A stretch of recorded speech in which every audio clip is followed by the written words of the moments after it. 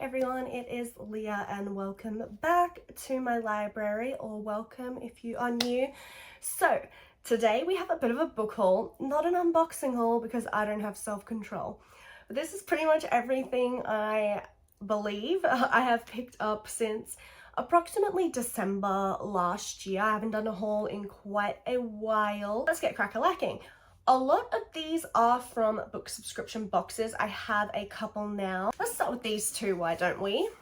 I have Satan's Affair and Where's Molly by H.D. Carlton.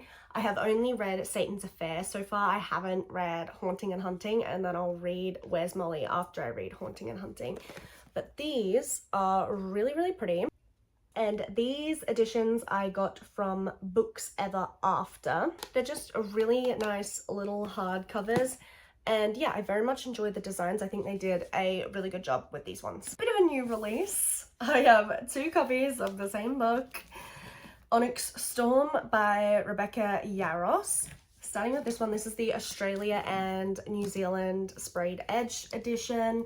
It has this artwork on the end papers, which apparently is just fan art that their team absolutely ripped and didn't pay for. So that's interesting. Anyway, it is quite cute, but sort of on the plain side. I will probably replace, I like this dust jacket a lot more than I like the other ones in the series, but I probably will replace this with the Blue Lebu one if and whenever that one comes out, just so that it can match the rest of my Australia, New Zealand dust jacket covers. And then of course I also got the German edition. This is also by far the most beautiful of the German special editions so far, in my opinion. I took the dust jacket off it just because that is how I prefer to keep these ones. The map is in blue. It comes with a little blue ribbon that is in there. And yeah, the covers on these are just so cool. And I think the sprayed edge design on this one is the best of the three so far. It's very vibrant, whereas like I feel like the Fourth Wing one is a little bit faded, at least my copy is. But yeah, it's gorgeous and brilliant and I love it so much. If you're curious about getting the German editions, these are available on Amazon and that's where I get mine. Now I believe these are all Locked Library books, so let's go with that. These should actually be in order: February, January, December, November. I'm not sure if I have shown the November, I might have shown the November book on my channel before, but screw it, I've got it here now, so let's show it. This is The Ancients Game by Loni Crittenden. It's quite pretty, this edition. A good map, we love a map. And pretty much standard cover for the Locked Library. Haven't read this one. I believe it is a young adult fantasy with trials, so that should be interesting. But I quite like the edges. They're nice. They're definitely on the simpler side, but I think they are pretty, and I really like the dust jacket on this one. Then the December book was The Haunting of Moscow House. Edges on these ones are a bit more detailed. I do really, really like this design. End papers are quite simple, but I do really like the design of the naked hardcover. January was Blood of Hercules. This is basically a colorway change, I'm pretty sure, but I do really like the edges on this one. This was probably one of the Locked Library books I was most excited for. I haven't read it yet, but I've heard wonderful things, and I do think the customizations on this one are pretty good. Like, I really like the end papers. I really appreciate having character art as end papers. And then some people weren't too impressed with the naked hardback, but I think it's really, really cool. It's also just a bit of a different sprayed edge color, so I quite like that. And then this month's, so the February Locked Library, was actually the one I've been least impressed with so far. It is The Sirens by Amelia Hart. I just think the dust jacket is so ugly, I don't even want to look at it.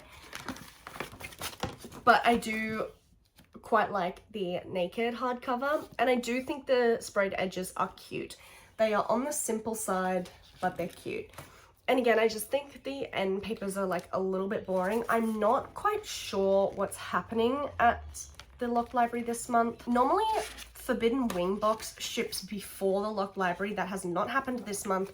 In fact, Forbidden Wing still hasn't shipped, and it's like the 20-something of February today, and they haven't even shipped Forbidden Wing, which is so strange. And then I was kind of unimpressed with this month's Locked Library, so I'm kind of hoping that when Forbidden Wing arrives, it's just going to be an absolute banger of a design, and I'll be like, ah, that's what they've been spending all their time on. But this one just kind of confuses me, because I am quite excited for this book. I think it sounds up my alley, but like, what the fuck is this? So strange. I have time for a bit of a romance. This is the Book Swap by Tessa Bickers. I really like the edges on this one. It's so beautiful. It's just books. It's got Wuthering Heights, Mansfield Park, The Great Gatsby, and Middlemarch. I'm not too crazy about the dust jacket, but that's okay. This is the Litjoy To Be Read box, and this one was the box for November, which did not arrive to February, which is like right as to be expected with Litjoy, I must say. I do love the naked hardback though. I think it's just really, really cute. Normally I pick, so Litjoy normally does like a fantasy book and a romance book, and you get to pick which one you want, or you can get both. This time I did end up picking the romance over the fantasy. I know, color me surprised. Character art. Litjoy stuff, even though it can definitely be delayed, their quality is just really, really good. I love this. I think this is fantastic. Not crazy about this, but this is awesome. I feel like this book is going to be really wholesome, which is why I picked it. I have a bit of an interesting relationship with contemporary romance. I definitely do like some of them, but because I despise miscommunication as a trope and as a plot device in romance, typically it does put me off contemporary, because contemporary uses that a lot. But this one is basically about like a community library. Actually, let me just read it from here. I don't want to misdescribe this book. Still reeling from a recent tragedy, Erin Connolly knows she needs to start living, but has no idea how, when she accidentally donates her favorite book, a heavily annotated copy of To Kill a Mockingbird, containing a memento she can't be without, to a local little community library. She's devastated. But then the book turns up a week later, back in the library, with fresh notes in the margins, along with an invitation in a copy of Great Expectations to meet her newfound pen pal. A life-changing conversation written only in the margins of beloved classic books begins between Erin and her mystery man. Following each other through the pages of their favorite novels as the book exchange continues, they both begin to open up, falling into a friendship and maybe something more. But Erin and her pen pal have a shared history that neither of them has guessed. Faced with painful reminders of the past and the one person she swore never to forgive, Erin finds herself at a crossroads, one that could change her life forever. There will probably be bloody miscommunication in this, but I just found the concept so cute that I really, really wanted to give this one a go. So there you go. Oh, okay. Time for a little bit of Perfectly Edged. As veterans of my channel might know, I'm a big fan of Perfectly Edged. So of course I had to pre-order Songbird and the Heart of Stone with these beautiful edges to match the other two Crowns of Nyaxia books I have from Perfectly Edged. It's just so beautiful. Also, as an aside, absolutely adored this book. I read it when it first came out. Carissa is, oh, she just has a special place in my heart as an author. It's absolutely incredible. I highly recommend picking up the Crowns of Nyaxia series if you haven't already. It's on my essential reading list. I recommend it to everybody now. And then we have When the Moon Hatched by Sarah A. Parker. Look at those edges. I love it. So this is what she calls a second sale. So it's where there's some like minor damage or issue in the spraying of the books. So this one looks brilliant.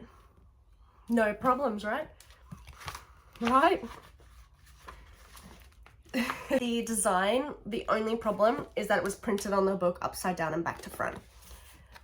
So this is the actual front of the book, which would put the design upside down and back to front.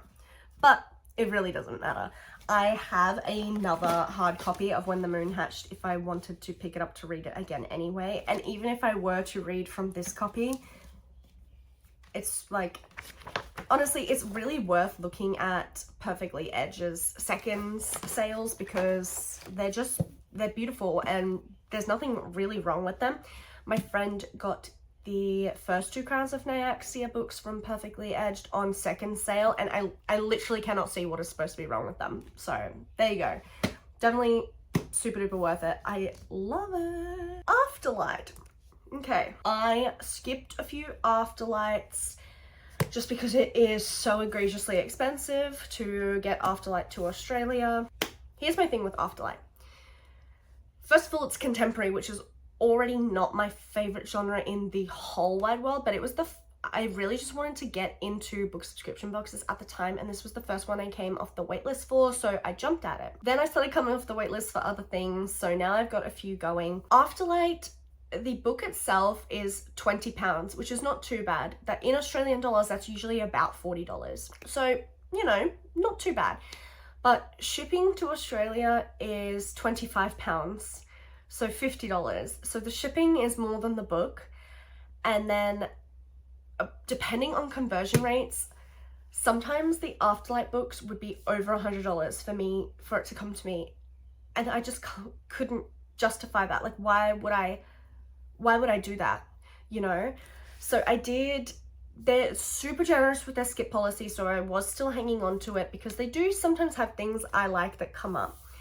But essentially, I was super excited for the January book.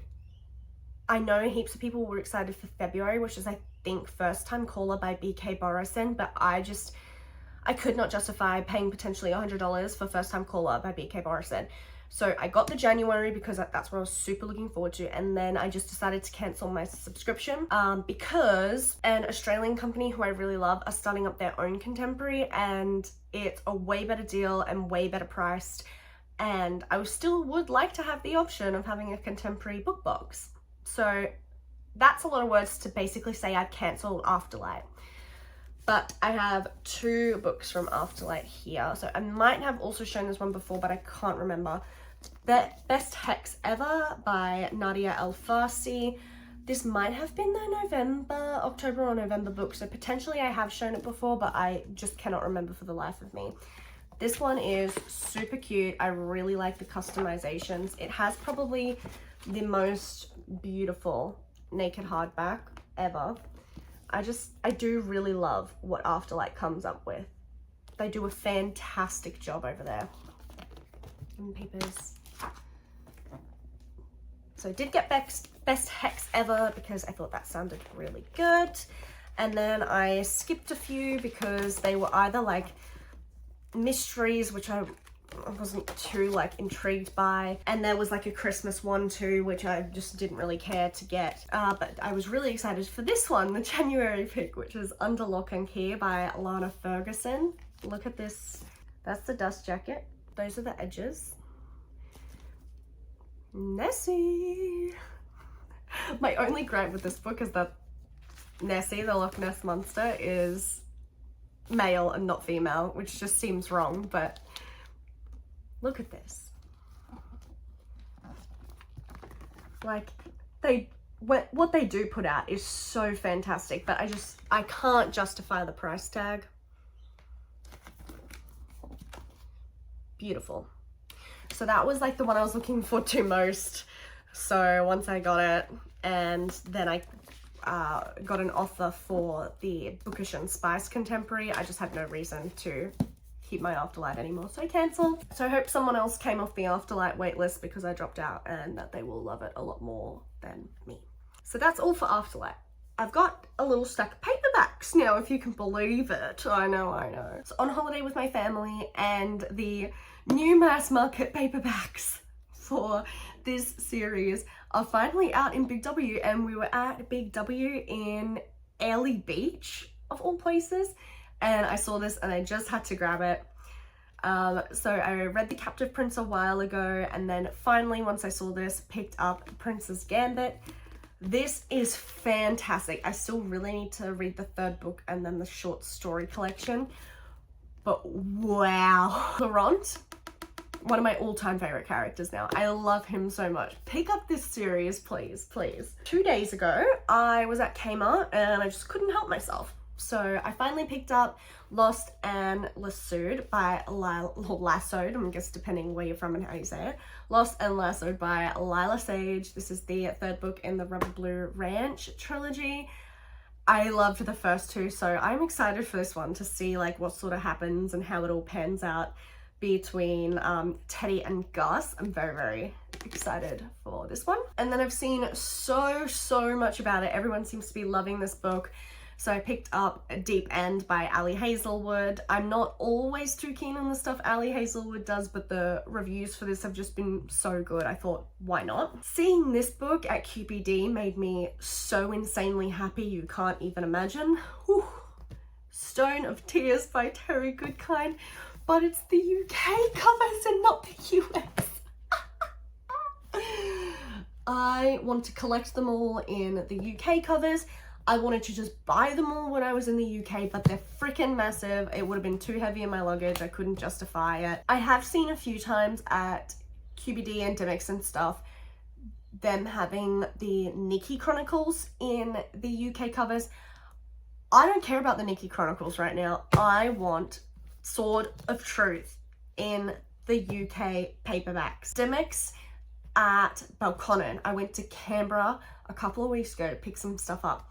And we went to Dymocks in Belconnen and I got Stone of Tears. Stone of Tears is my favourite book in the series so far, and they just had it fucking sitting there next to some of the Nikki Chronicles, but I don't care about that.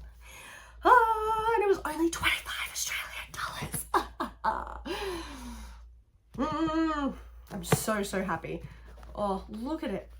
It's huge and it's so good. I don't care what anyone on the planet has to say about Terry Goodkind and the Sword of Truth series. I love it so much and I'll argue about it until the day I die.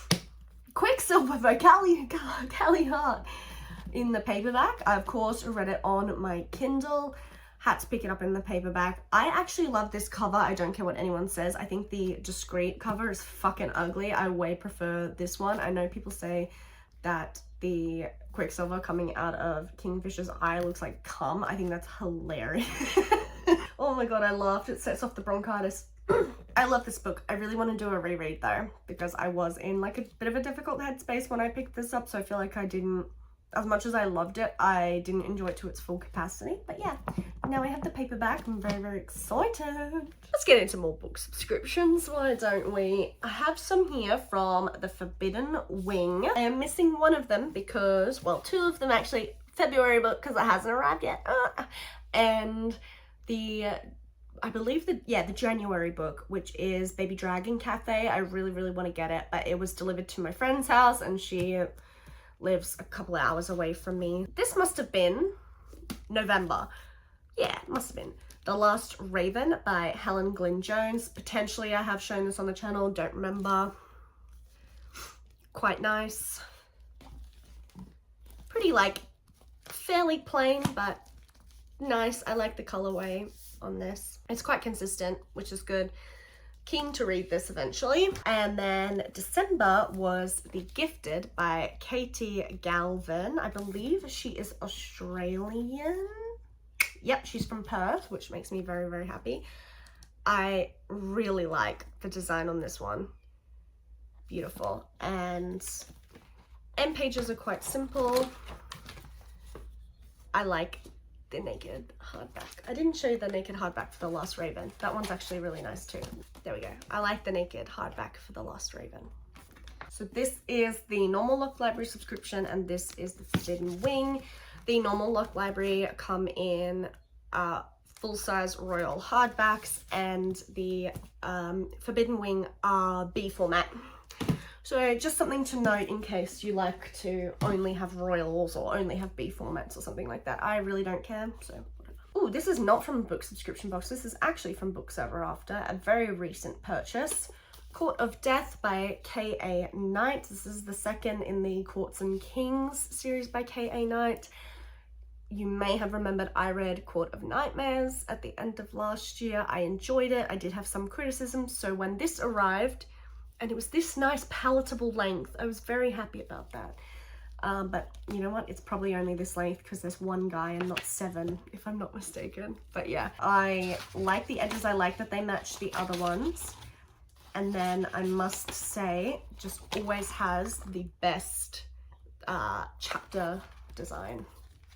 I'm not a big fan of the naked hardcover design, but it does match the Court of Nightmares one, which is why I buy it with the dust jacket, because I do really, really like the dust jacket design. So these are my first 2 books from Bookish and Spice. I now have all 3 subscriptions, so fantasy romance, dark romance, and contemporary romance.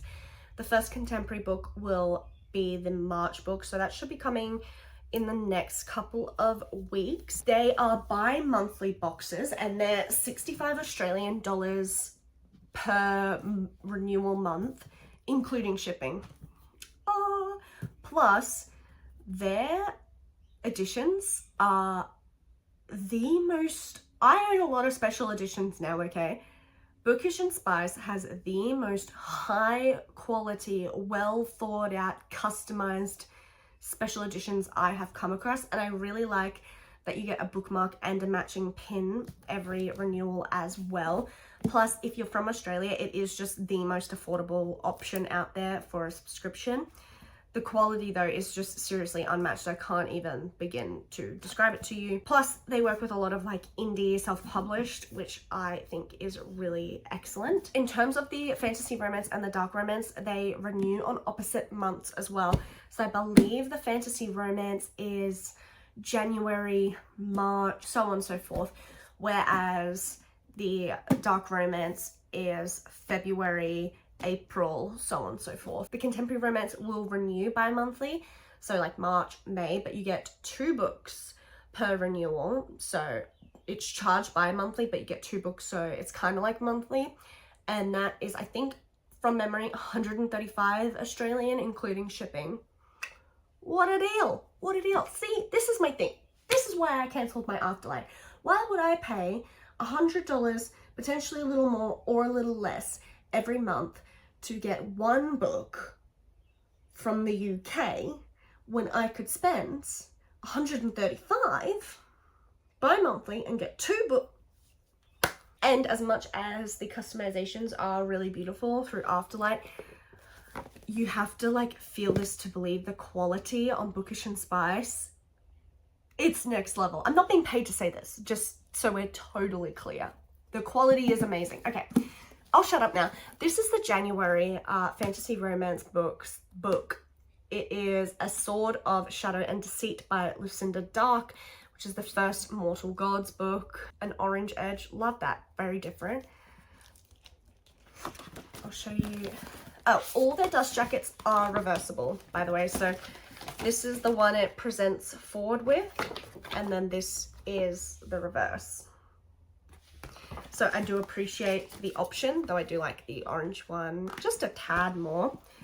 Then this is the naked hardcover.